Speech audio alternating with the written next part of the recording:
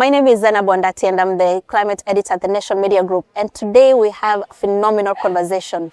We're titling it Seeds of Change because indeed the conversation we'll be talking about will be planting seeds of change in you. At the end of this conversation, we hope that you learn something and maybe do something positive with it. So I'm in the presence of phenomenal women who have done fantastic things in their lives, including winning Nobel Peace Prizes.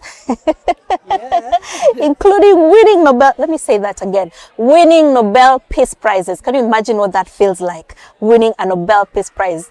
And this week has actually been an amazing week for Nairobi to have 4 Nobel Peace Prize winners want to be associated with Nairobi, knowing that we as Kenya itself, we had a Nobel Peace Prize winner. Unfortunately, we lost her 20 years ago.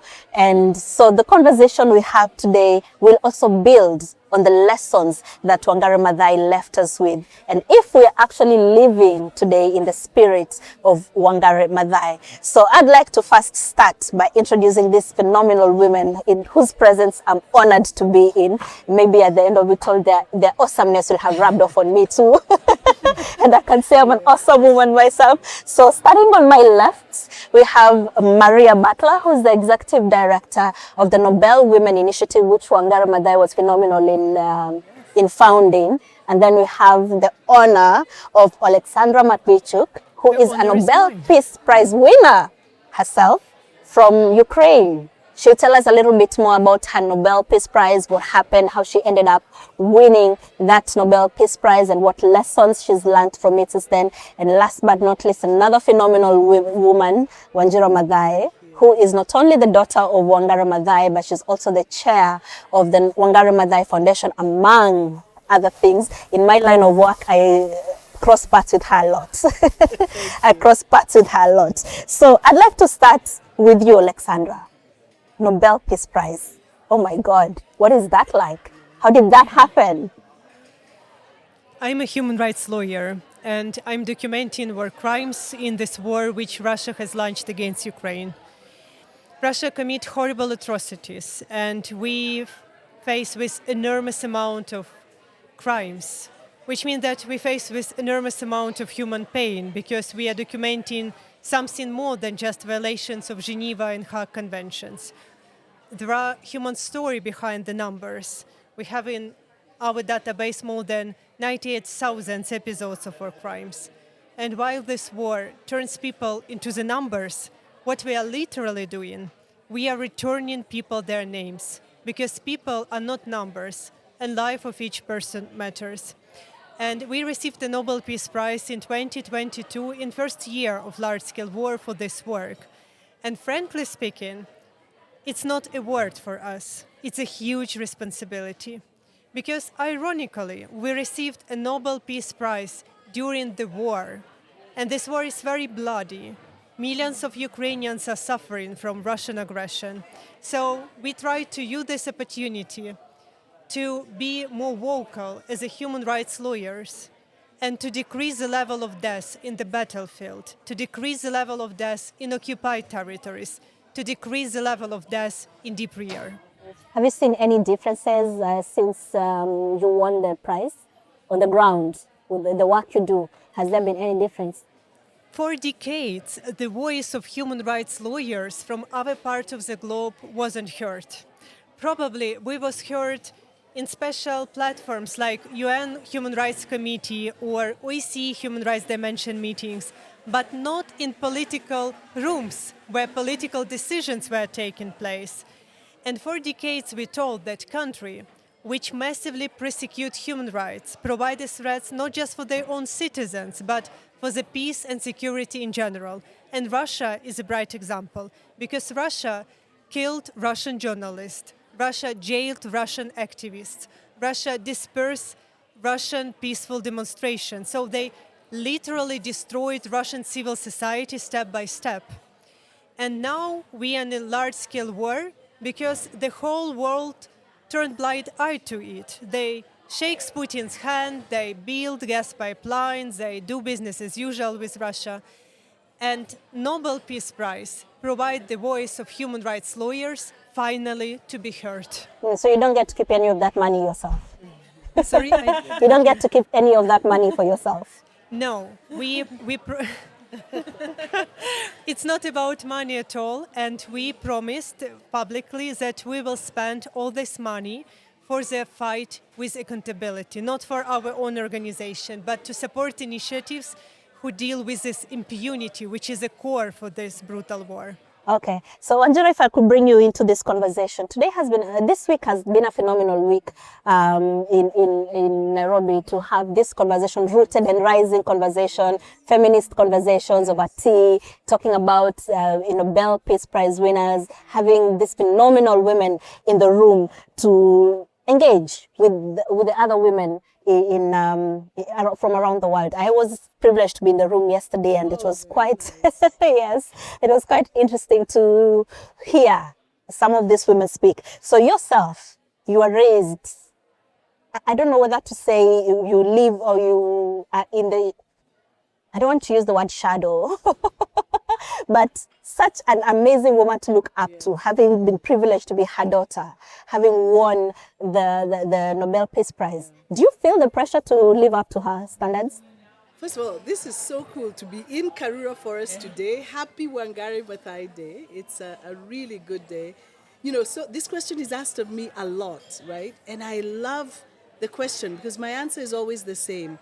I'm one of the luckiest people to be basking in her light, not living in her shadow. It is impossible to have worked with her for 10 years as I did every single day, and then to have lived with her all my life. I've been very lucky to have been in the front seat of the kind of transformative work she was doing, and now to be part of the legacy. The legacy is bigger than me. It's big through the foundation, through women all over. You met 250 of them. Almost every Kenyan I know, and feminists are both men and women, have an affiliation and affinity to the piece of Wangari Maathai that they carry with them. That's amazing. So I feel a lot of solidarity in carrying the legacy, but to be honest, I feel extremely lucky. Not pressure. I feel this is work, hardly. This is part of the legacy that we have, part of the privilege I have to do a small part, to be a small part in advancing her legacy. So no, I love it. I love what I do. So you're not working towards a Peace Prize yourself? No, and this is the good thing. None of these Peace Prize winners work towards the Peace Prize. The prize finds them. I mean, they are the most courageous women in the world. You have not met courage until you've met them. The prize comes and finds them, and yeah, it may surprise you. They put all that money into their work. Maybe they do a little bit for themselves. I hope they do. But they are so busy, head down, tail up, the prize finds them. That's why the prize comes. So myself, I was never privileged to meet Wangari Maathai, but if you come to Nation Center where I sit, our newsroom has Kenya's history plastered on the walls. So you can see all of Kenya's history from the time we got independence. It goes, I think, you'll find pictures of former presidents, you'll find pictures of... So where I sit, there's a picture of Wangari Maathai. So when I was told to sit there, I asked, was this by design?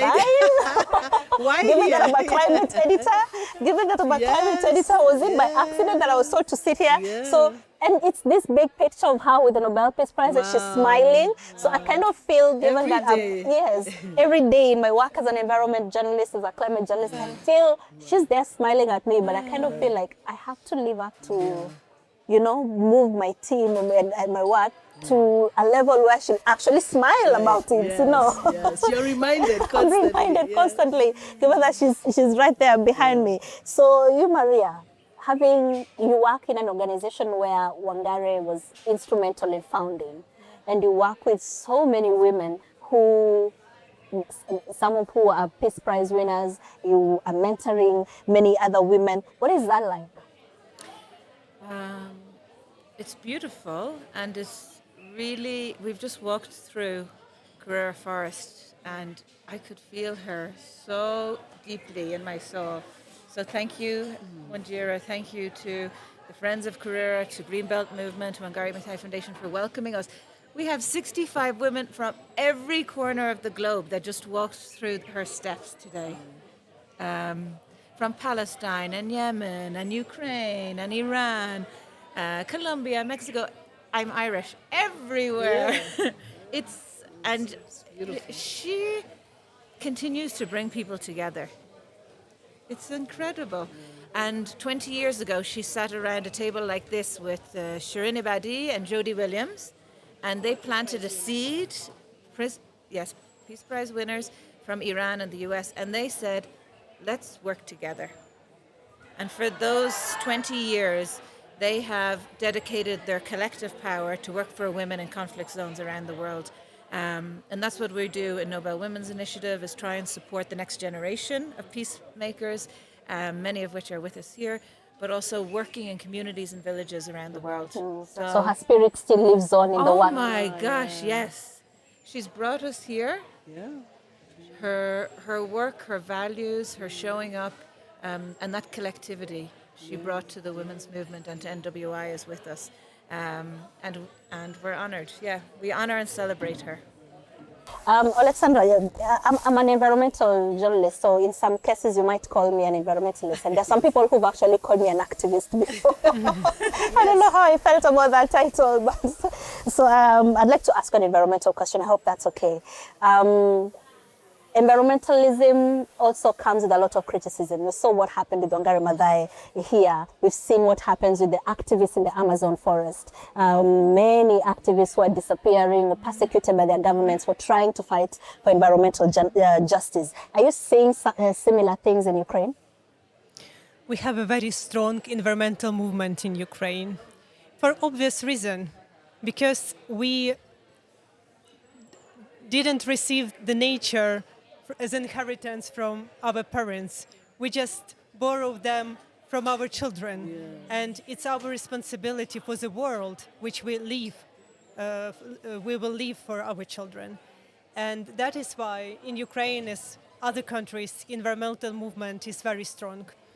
And even in my work, I see how fragile nature is with human influence, because while I document war crimes, we have a lot of crimes against nature in our database, because war itself, it's a brutal act of violence against environment. The soil is polluted, river is polluted, air is polluted, the whole ecosystem were crushed in this war. So one of goal which we have as a lawyer, we want to make crimes against environment to be marked as international crimes, because we live in very interconnected world. And that is why something which happened in Ukraine have an impact to the life of people in Kenya and vice versa. And that is why I'm glad to be part of this initiative to make ecocide as the international crime in Rome Statute. So, Wanjira, jumping on there, you agree environmental crimes are war crimes? Absolutely, yeah. I mean, when you destroy your life support system, what else is that, right? It is a crime of the highest order. And I think part of the responsibility to protect, which is encoded in international law, is to protect the systems that support us. That's why we are so clear about we must speak up when there are environmental crimes happening, or when our environment is encroached upon in a way that's even unconstitutional. We have every responsibility to do that. So, yeah. We live in a world right now where a lot of world leaders, people with the right or the power to make decisions, are, you might call them deniers. Yes, climate deniers. Yeah. They don't believe in environmentals. So how will that affect protection work, activism work, feminist work towards environment? Yeah. What we must not be deceived about is that some denier will change what happens here for us. Let's take Karura Forest, for example. It doesn't matter if someone says climate change is not happening. Karura Forest is here. It is your life support system. It is the lung of this city, and actually, arguably, the region. It remains the largest urban forest in Africa. So it doesn't matter what anybody else says. As Kenyans, as residents, as guardians of this ecological space, we have to show up for it every day like it's the most important thing, regardless of what people say. You know, the truth of the matter is stuff is happening even though people are saying. So listen to your gut, what your gut is telling you, and especially when your life is at risk, you must protect. Okay. Maria, you have called some delegations to conflict zones, right? Like in Palestine, you've worked to go to lead people go to Palestine and to also to Ukraine, I believe. Yes. Ukraine. What have being in a conflict zone? What has being in a conflict zone and looking at the impact of the war face on the ground and standing on that soil? What has that taught you? Yes, last year in April, Jody Williams from the US Nobel laureate and I traveled to the West Bank, Palestine. And we met with communities who are facing the apartheid system, violence, settler violence, wiped out their whole communities. You can imagine it's a village. We sat in this village town hall, and as we were sitting there and the chief was telling us the stories, someone came in with a piece of paper that had been put on their door that day, and that was the eviction notice from the settlers. There's no justice, there's no court system to go to. 95% of that village, all their land, all the fig trees have been taken in the last 2 years in the West Bank. We met a young girl, 19 years old, who wants to be a journalist. Zainab, amazing girl. She told us her whole story. She was resisting the settlers that had hit her mother's head unconscious, and she herself was shot in both legs. We sat in her family home and listened to her story. So bearing witness is really important value. Speaking truthfully about the cases of injustice, wherever they are, is really important to the Nobel laureates, and they can use their collective voice to do that.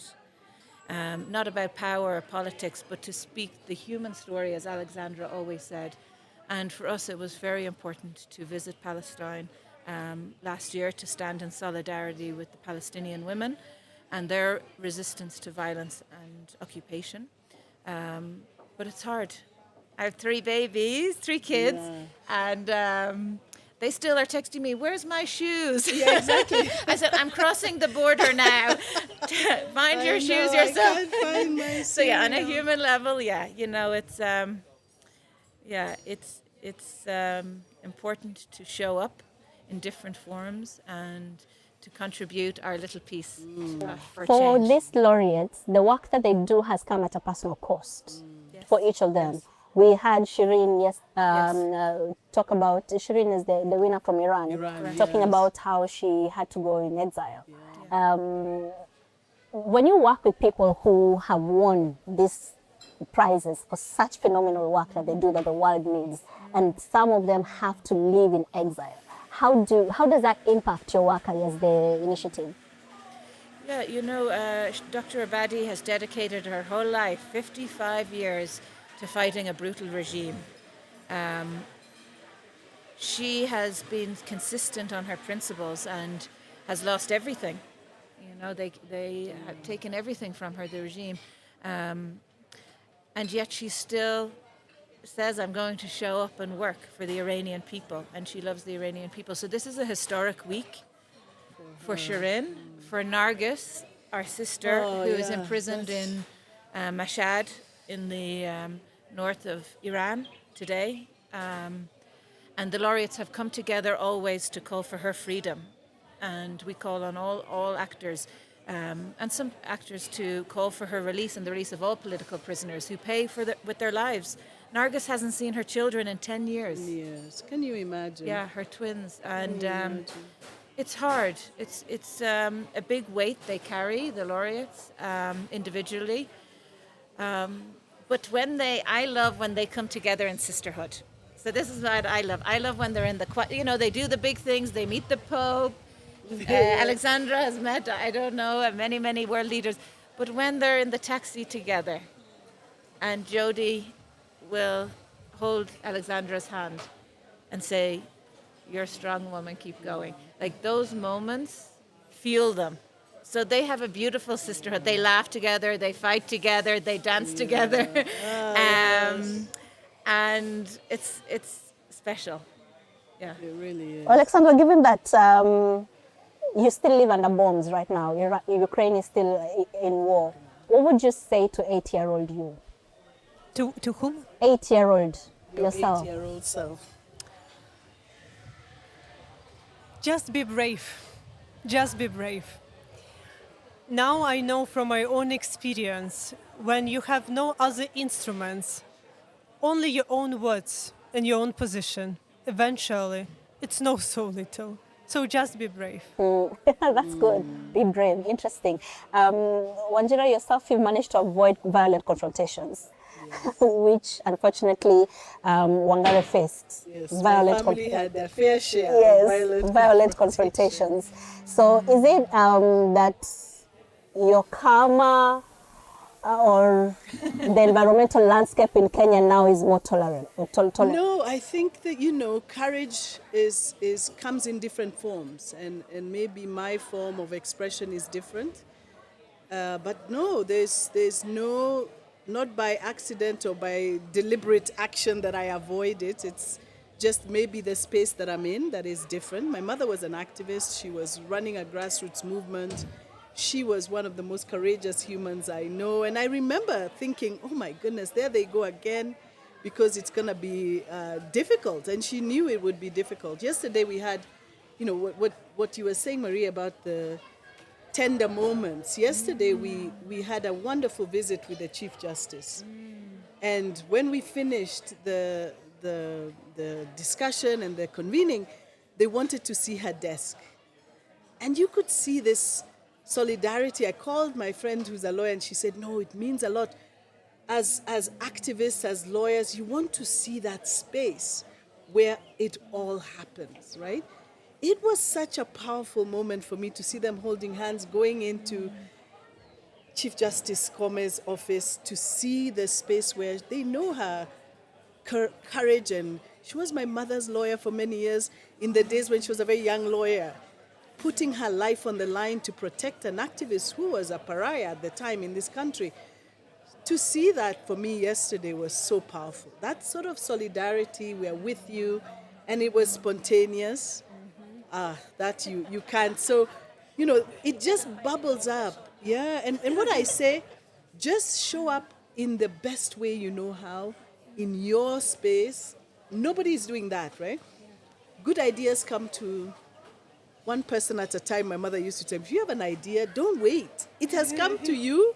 Run with it. So, I'm doing my thing, and hopefully it makes a difference. But there are so many courageous people who are constantly fighting and still fighting in Kenya today for space. Younger, courageous activists who we were with in the room yesterday. There are many. Okay, so now the last section of this interview is called the Quickfire round. This is where we put a human face on you. So it's just about who you are, what you like to do, things people may or may not know about you. So I'd like to start with you, Maria. What scares you? Oh, what scares me? War. I don't know. Go fast. Okay. What scares you? Yeah. Okay, in your day-to-day life? Oh, day-to-day life. I'm a really protective mom. So when I have a 2-year-old, a 13-year-old, and a 10-year-old, I don't like when they're sick.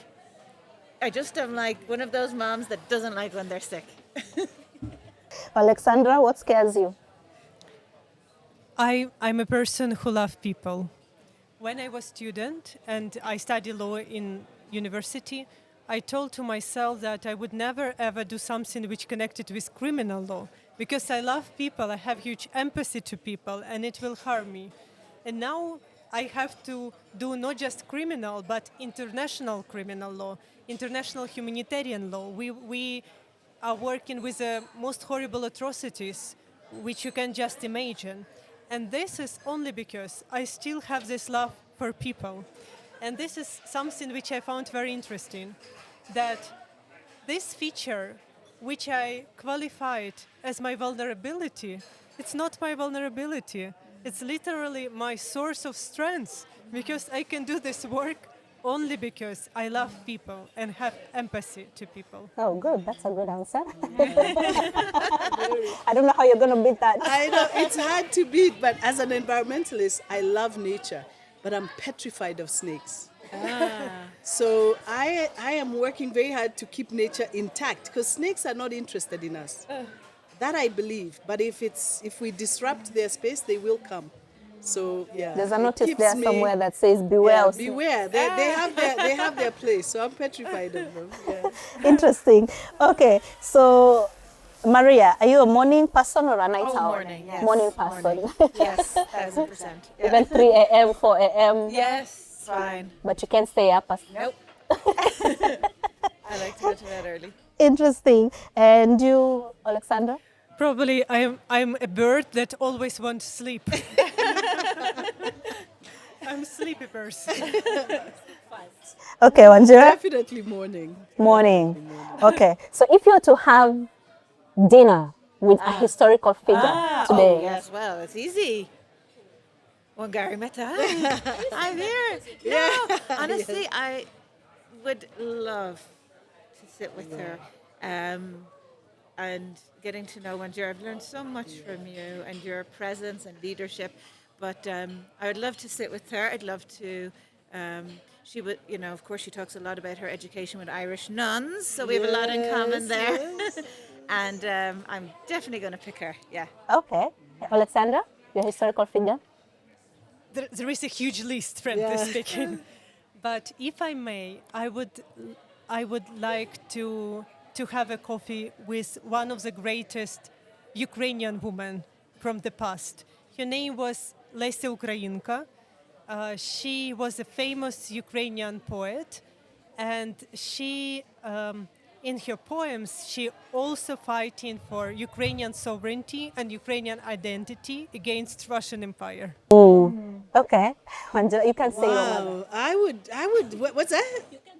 My mother. I had a lot of dinners with her, and I would still choose her. But I loved Miriam Makeba, and she may not be considered a historical figure, but she was an old soul from a very young age. She inspired through her music, her words. She was prophetic in what she did, and music speaks to me, poetry and art. So I would love to. I wonder what music should be creating for this moment, right? So yeah, Miriam. Interesting. Final question. Book or podcast? Oh, podcast. Because this is a podcast. Yeah. Yes. I love podcasts now. When you're busy, mom, it's so good on the go. Very good on the So go. great. You can listen to a lot. Yeah, honestly, you can do 10 other things at the same time. Exactly, yes. I know, read. That's true. I do. You can even make it faster. Yeah. You can listen quickly. Probably also choose podcast. I like this dynamic format. Me too. I love podcasts. I was never a big reader, so that was not a problem. Oh, I would choose a book because I like to create the scenes in my mind. Imagine what the setup looks like, what the scene looks like.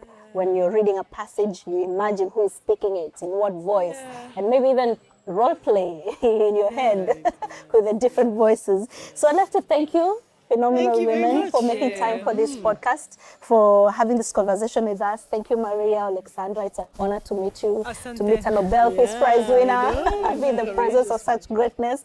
Thank you, and I'm Thank you, sure we're sis. going to meet Thank again. you. We're always running into each other, and to also be in Karura Forest. So such a beautiful day. It's quite an honor Beautiful. it's always an honor to be here. Do you know, actually, this is my happy place. Me This forest too. is actually my happy Karura place. is my happy place. Absolutely. And so we must protect it, y'all. Yes. And TV, we're counting on you. We have filmed, we've done a lot of live conversations here, the Nation Leadership Forums about Yes, a environment lot and of climate change, or here, up here. So this forest has a lot of meaning to us as the Nation Media Group, and I hope you'll be able to come back again at some point. I thank you for your courage and your vision, and not just honoring Wangari Maathai, but all the people that you work with, the people whose lives you've touched. And one thing that I have learned from this conversation, and that I hope everybody takes from this conversation, is that peace is not just the absence of war, not just the absence of war, but the presence of justice, equality, healthy planet. And one thing that I know from Wangari's teachings is that it's ordinary people, especially women, Absolutely. who make a difference. Absolutely. Amen, amen. So thank you for inspiring us, the next generation Thanks of for women, to having us. continue. Wangari Maathai Day. Happy Wangari Maathai Day, absolutely. Celebrate, Yes, celebrate. we must join the Greenbelt movement. The Greenbelt movement has a membership drive right now. Oh, really? And we're trying to expand the movement and bring as many people in, especially young, courageous people. Join the movement. Okay. Great. And continue inspiring people. Exactly. I wish you good luck on the work that you do. Thank you Thanks for all. watching, listening this podcast. We'll see you again next time.